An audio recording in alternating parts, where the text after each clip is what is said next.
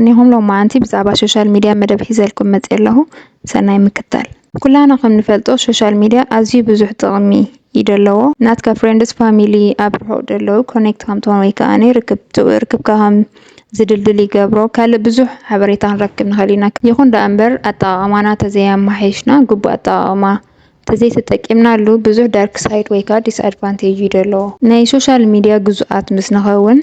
انتي سابين يمتقلنا نابنت ديبريشن ويكا انزايتي ጭንቀት ማናቱ ናይ ካልኦት ሰባት ህይወት ክንርኢ ስለንውዕል ምስትናና ህይወት ኮምፔር ንገብሮሙ ኣብ ዘይተደለየ ጭንቀት ናቱ ሎንሊነስ ጽምዋ ስማና ፎሞ fear of missing out ማለት እዩ ዝኾነ ድሓልፈና ደሎ ሆይኒ ስማና ወላ ኦፍላይን ከለና ሞባይልና ካብ ኣጥፊና ኮፊልና ሃልና ይሓልፈንሎ ኢልና ኢና ንሓስብ ካለ low self esteem ከም ደልወና ይገብርና ርእሰ ምትእማንና ኣብ ርእስና ደለና ምትእማን ይጎድል ሳይበር ቡሊንግ ማለት ብዛዕባ ካልኦት ወይ ካልኦት ካብ ብዛዕባኻ ፕራይቬት ዝኾነ ነገር ወይ ዝኾነ ናት ፕራይቬት ዝኾነ ነገር ፖስት ክብልዎ ከለው ወይ ከዓ ሼር ክገብርዎ ከለው ናይ ድቃስ ምምዝባል ከም ጽልና ኽእል እዩ ኣይ ስትሬን ናይ ነኻ ምሕማም ምክንያቱ ትብሉ ላይት ካብ ስክሪን ድወፅእ ኣይና ኣይ ድራይነስ የምጽልና ዓይና ሕመና ካለ ኣብ ሶሻል ማህበራዊ ህይወትና ኣዚና ንጎድል ምክንያቱ በዝሕ ህይወትና ኣብ ሶሻል ሚዲያ ስለንሕልፎ ደለና ዲስትራክሽን ምምዝባል ኮንሰንትሬሽን ናህና ይጎድል እቲ ፎከስ ወይ ከዓ አቴንሽን ናህና ንባሉ ይጎድል ሶሻል ሚዲያ አዲክሽን ድሕርዳ ኣለና ኮይኑ ወይ ከዓ አዲክትድ ድሕርዳ ኮይኑ እዚ ኩሉ ሳዕቤናት ወይ ከዓ ሽግራት ከምጽልና ኽእል እዩ ስለዚ ከመይ ጌርና ትሪት ክንገብሮ ንኽእል ሎማንቴ 4 መንገድታት ክንሪና ቀዳሚት ቴራፒ ግድን ክንወስድ ኣለና ምክንያቱ ቴራፒስት እንታይ ድሕግዘና እንታይ ስለምታይና ብዙሕ ግዜ ኣብ ሶሻል ሚዲያ ነጥፍእ ከም ደለና ጎልስ የውፅልና ኮንፊደንስ ናህና ከመይ ጌርና ቢልድ ንገብሮ ወይ ከዓ ከመይ ጌርና ነዳብሮ ትናህና ርእሰ ምትእማን ይሕግዘና ብሓፈሻ ጥዕናዊ ዝኾነ ርክብ ምስቲ ናይ ሶሻል ሚዲያ ኣጠቃቅማ ክህልወና ይገብር ካልእትን ኣዝያ ኣገዳሲት ነገር ከዓኒ ዲጂታል ዲቶክስ ማለት እዩ እንታይ ማለት እዩ ዲጂታል ዲቶክስ ንዝተወሰነ ግዜ ካብ ሶሻል ሚዲያ ምርሓቅ ቶታሊ ማለት እዩ ሙሉእ ብሙሉእ ካብ ሶሻል ሚዲያ ምርሓቅ ብውሕዱ ንሓንቲ መዓልቲ ኢልካ ኢኻ ትጅምሮ ሚኒመም 24 ሰዓት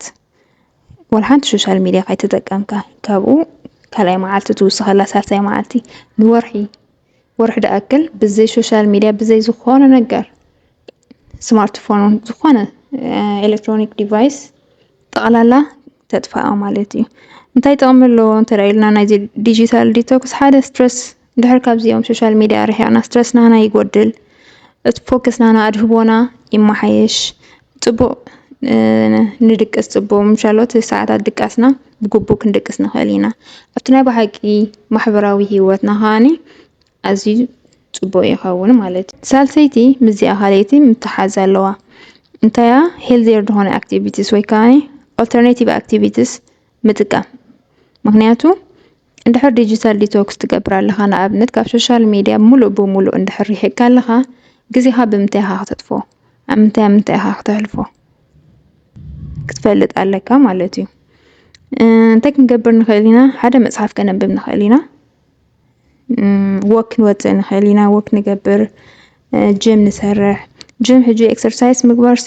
ሓደ ካብቲ ተፈጥሯዊ ዝኾነ ነገር ዶፓሚን ናህና ቡስት ንምግባር ወይ ከዓ ሃይ ንምምጻእ ድሕግዘና እዩ ስለዚ ጅም ወይ ኤክሰርሳይዝ ሰልፍ ኬር ከዓነ ክንገብር ንኽእል ራብዒት ናይ መወዳእታን ከዓ ተርን ኦፍ ኖቲፊኬሽን ከዓነ ክነጥፎ ይግባአና ምክንያቱ ንኣብነት ዝኾነ ኖቲፊኬሽን ድሕር መፂና በቃ ንዓቸ ክንገብር ኢልና ኸይድና ነብስና ግን ድሕሪ 2 ሰዓት ኣብኡ ክንረኽባ ንኽእል ኢና ስለዚ